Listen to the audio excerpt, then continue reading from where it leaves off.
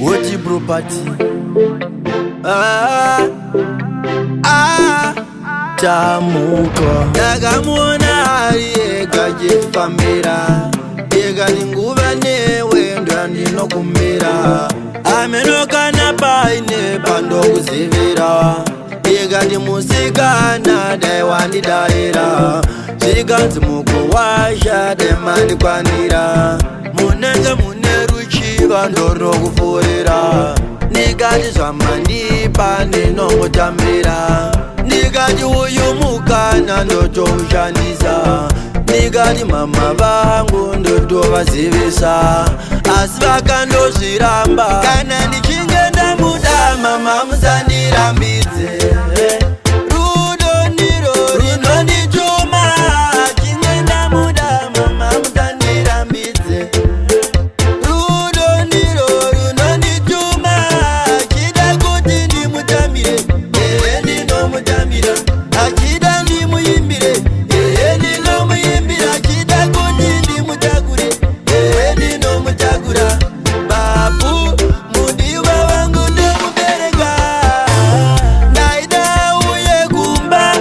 murora wenyu ndinoda mundinzwewo pakaniti yazvigone uchiri mwana auzvikwanisewo chinonziregera ndochiri mumaoko unyangwe mukanditakudza zvingari mazvuku ringava pfumo rerudo ririmo mumwoyo marichabhebha moto kana ndichinge ndamuda mama musandirambidze rudo ndiro rinondituma chinge ndamuda mama musandirambidze rudo ndiro rinondituma chida kuti ndimutambire ndinomutambira achida ndimuimbire ndinomuimbira chida kuti ndimutakure ndinomutakura babu mudiwa wangu ndomubereka ndakamuona ari ega jefambira ega ninguva newe ndandinokumbira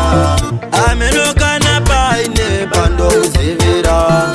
ega ndimusikana dai wandidaira zvikanzi mukuwasha dai mandikwanira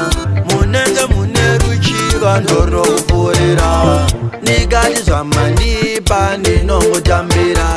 nikati uyu mukana notoushandisa nikati mama vangu ndotovazivisa asi vakandozvi